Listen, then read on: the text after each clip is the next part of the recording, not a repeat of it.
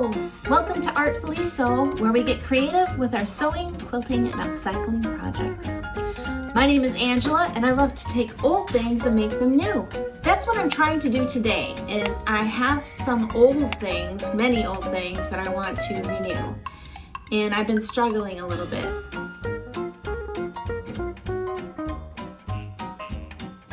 I have another project that I've been meaning to start for months, and I just haven't had the inspiration or the energy to do it. I feel like I'm becoming a fabric scrap hoarder. I like to save all of my scraps, partly because I like having a palette to choose from when I'm doing projects and things. The other part of it is just that I'm an upcycler. I like to use all that I can without any waste. The most scraps I have are t-shirt scraps. Over the years, I've made probably over 50 t-shirt quilts for people, and generally they don't want their scraps from those shirts. And I've saved almost all of those scraps. In the past, I've made different things like t-shirt bag, zipper pouches, garland, washcloths and rags. But what happens is with each project that I remake, I feel like I end up with even more scraps at the end. It's kind of like these scraps are gremlins and they keep multiplying and multiplying and multiplying. 1, 2, 3, 4, 5 new ones. Now can I have one? So that's why I've been so uninspired lately, is I just don't know where to go with all the scraps. So I did what I usually do when I get frustrated and upset, is I just sat on the couch with my phone and scrolled through social media. But what happened is I came across this gal on Instagram who makes these things called poufs. I don't know if she came up with the term herself, but basically what a pouffe is, it's a large sack, almost like a beanbag chair, but more firm. It has a zipper that you can stuff all your scraps from sewing. You can put odd socks in there, anything, like even clothing that you feel like is too worn out to give to the thrift stores or to Goodwill, putting those in that pouffe to make like a footstool. In the end, you get this nice thing to use in your home that's decorative and cute. But since I like to always put my own twist on it, I want to make a floor cushion. That way it will be just a little bit shorter and I'll make it rounder, because I would like to have a floor cushion like that to sit on in my house. I think I've decided that the top of this cushion is going to be in the shape of a flower, and I'm going to use multicolors to make the flower on the top, and then have the sides with the zipper, and then the bottom I'm going to use some kind of really heavy duty fabric like jeans. I have a lot of jean scraps to kind of keep it sturdier on the bottom. So here we go.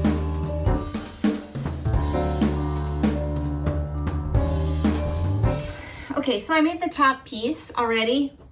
I took 4 pieces of t-shirt, black t-shirt that I had left over. I fused the interfacing on the back. This is that Pallon Easy Knit that I really like. The link for that is in the description below. I like it because it keeps it still very flexible, but yet stable, so it's not gonna slide all over, especially if we're stuffing something. We don't want it to stretch too much. It still has a little bit of stretch, but it'll keep its shape. And then I've been kind of playing around with t-shirt colors. Well, I used one of my favorite tools here. This is actually freezer paper to trace the petal shape here. And I cut out a piece of batting and a piece of t-shirt.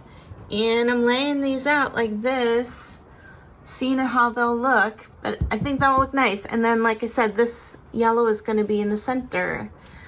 Trying to decide if I'm gonna keep going with different colors or if I'm gonna stick with kind of these warm colors or throw, oh yeah, I'm gonna throw some cool colors in there too. It'll be fun.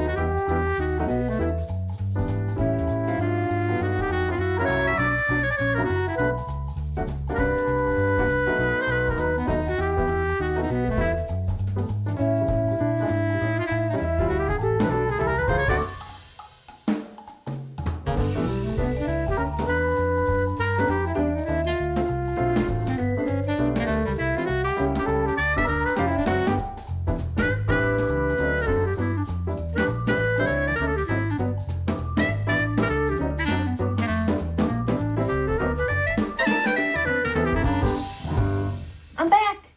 It's day 2. Actually, it's been quite a few days since I worked on this, but this is where I'm at so far. What I kind of regret already is that I didn't put the interfacing stuff underneath the flower petals. I only did it on the backing of this black part. And what's happening is it's kind of moving a little bit. So I was thinking of using some of these embroidery threads with all the multicolors that I have here to add to this and do the embroidery on it. I used to call this doodling with thread. I really love to do it. I haven't done a lot of hand sewing in a while, but it will be good for me to do. There's a video that I shot a couple weeks ago that I want to share with you while I'm working on this, just to kind of tell you where I'm at and why I haven't made a video in such a long time. Yeah, I've been having a hard time lately. I think it has to do mostly with being an empty nester.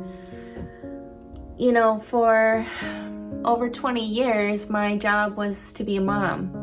Now that all 3 of the kids are grown, I'm just realizing that a big chunk of purpose in my life is changing. And it's been really a hard adjustment. I think especially with Nora being the youngest and the last one, it just is this feeling of finality that, not that I'm done being a mom, but like, what is my role? What is my purpose? What is my, what is the next thing? And how do I be a parent of adult children? It's a different purpose, a different life. And it makes me sad, you know, to think that that part of my life is done, you know? And it's a good thing, you know, they're all doing so well, and I'm so happy for them, and I wouldn't want them to live at home for the rest of their lives. You know, I want them to be successful, happy people. It's just my head and my heart. It's hard to make them, it's hard to balance it. So one of the things that hasn't changed is that I'm still a creative person. I was creative when I had young kids, and I can be a creative now with grown kids. Just being a little bit down, it's been hard to muster up the ambition to do it and see if I could find some inspiration. Thanks for listening to my heart as I share about being a empty nester, going through that. I really appreciate it, and honestly, these kinds of projects do help. I do like the way the little bit of stitching that I did adds some contrast to there and does make it a little bit more stable. So next step that I would like to do is to cut this shape out in a circle, and I think what I need to do is take a piece of string from the center and measure out with chalk and go all the way around to make sure that it's perfectly center. And then I can just take this thread out. And hopefully I just drew a perfect circle. Okay, here we go.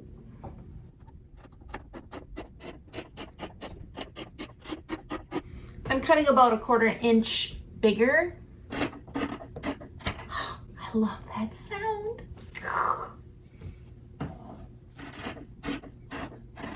It's the sound of creativity.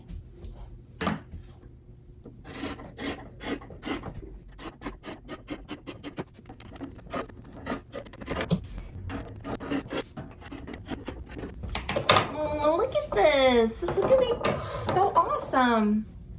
Love it. The interfacing is coming off a little bit, so I'm gonna iron that down a little bit more. And then I need to figure out what I'm gonna use for the back, or for the bottom, and for the sides. I'm thinking that denim would be really sturdy. I just don't know if I wanna sew with that thick of a fabric. Maybe denim would be good for the bottom. Because part of the reason I would like to use that t-shirt material is to make it kind of multicolored around the edge too. Yeah, I want to do that. I know I want to do that. So I know I already showed you a bunch of my bins of fabric, but I just found one that I forgot to show you. Hang on a second, look at this. Look. These are all t-shirt scraps, and there's so many colors in here. So I need to figure out how tall I want this cushion and how much length I need around the circumference. I'll know how long of a strip I need to make for that height part of the cushion. It's 11:47. That's Minnie Mouse talking to me. Oh, the other thing I wanted to show you are the zippers. I love to collect zippers from thrift stores.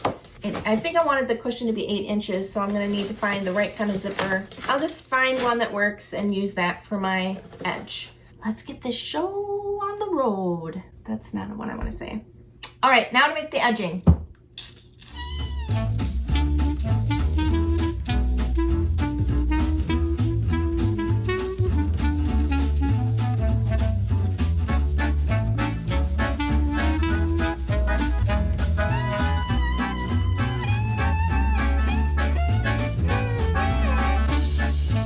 Well, I got the edging done. I think it's gonna look really cool. This will go all the way around the edge like that. I love it. I love it. Deedly dee. I used my serger to connect these, and then I also sewed the edging down partly for strength. Not just this way, but also up and down. I felt like it might give it a little bit more oomph.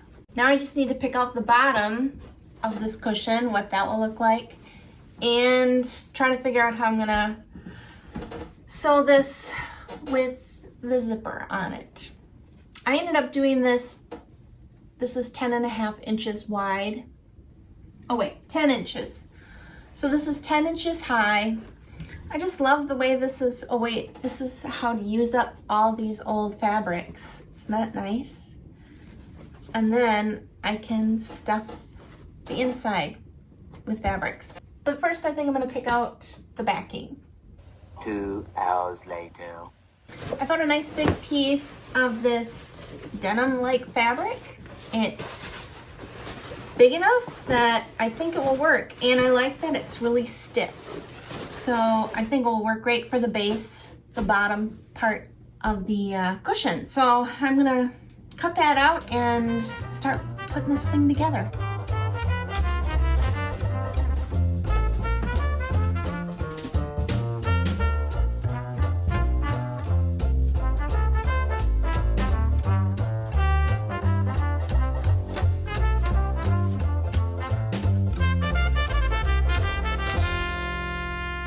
I'm trying to figure out how to finish this. First of all, I think that this is gonna be too tall. When I look at this cushion and I look at what the height would be, I want it to be just a flat cushion that I can sit on. on the floor while I'm either watching TV or doing my meditation. Just something I can sit on that's close to the floor that's comfy. Plus, when it's that big, it's going to take up more scraps and it's going to be really heavy to move around. I was thinking of adding some rickrack, which would be pretty nice to kind of cover up some of those edges that are showing through. I'm going to do that, but I am going to cut this down a little bit, which means I'm going to have to use a different zipper. I started using this zipper, but I do think I need something smaller. So I'm getting closer.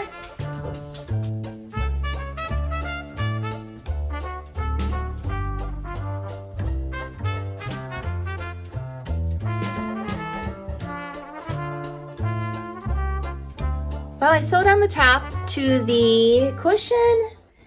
This edging here, I worked it out so that the zipper part is right here. So this is what the cushion is gonna look like finished.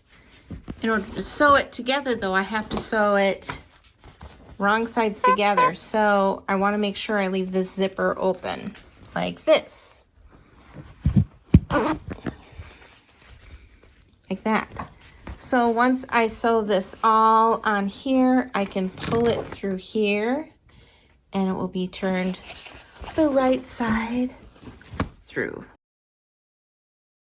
I was gonna wait until the morning to shoot it so that I'd have better lighting, but I couldn't wait to show you. This is what it looks like finished. So here's the edge that goes all the way around in the back. So the next step is filling it with all the scraps. The one thing I was thinking though, if I fill it with t-shirt scraps, it's gonna be pretty heavy because it's really big. But I was thinking I have a different kind of scrap that would be perfect to fill this with. This is 2 big bins of batting scraps from all of the quilts that I've made. And I think if I fill that with this, it will be more comfy for sitting on. So let's try it and see what happens.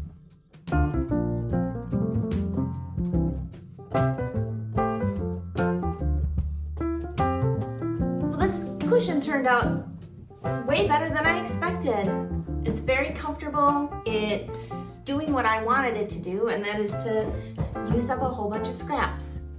Not only the scraps to make the top piece and the outside of it, but also to stuff the inside with scraps that I have from all different projects in here. I know earlier I had said that I wanted to just put batting in here, but honestly, those 2 bins of batting only filled it like halfway, not even halfway. I ended up using that whole big baskets that are filled with t-shirt scraps from other projects. They're all in here, all of them. And you know, I probably could even stuff a little more in there if I wanted to. This cushion is perfect for everything from my meditation, a little bit of my yoga stretches, whether I'm watching TV or reading a book or journaling, all kinds of things that I can do with this pillow. Although it's gonna be really hard to keep it from becoming a pet bed. I also liked the 8-inch. This is 8 inches tall. If I would've went 10 inches, it just would've been a little too tall and even more for me to stuff. Stuffing it was a really big challenge. The zipper opening is only 8 inches. Filling this 30-inch circle was really difficult. I think next time I make one, I'm going to put the zipper at the base, at the bottom here. You know, I could really use a long 20-inch zipper or something like that to zip it this way, but on the bottom so that you're not hitting it with your legs. That way I can kind of lay things in there a little easier. Because I'll tell you, I am making another one really soon. My next project is going to be making a t-shirt quilt for Nora. Like I said, it's been really hard adjusting to her not being here and not having any kids here anymore. So I think something that would help me process it is by making her t-shirt quilt. I made one for each of my kids. Daniel and Jonah each have one when they graduated from high school. And I still haven't made one for Nora, even though she's done with school, college now. So I'm gonna make her t-shirt quilt and save her scraps to make her one of these. Another great thing about it is now because I have all those scraps in here, I have space and I'm making more room in my sewing room and getting more organized. Well, thanks for watching and thank you for understanding why I've been missing in action lately. Like I said, watch for that t-shirt quilt tutorial that's coming up next. Most of all, just keep sewing, keep trying, keep being bold and experiment. You never know what you can come up with. Until next time, remember, you can artfully sew. Bye-bye.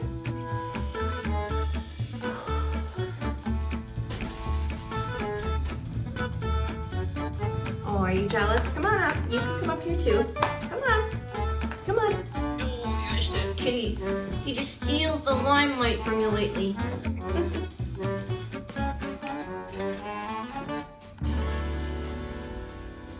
Into the basket.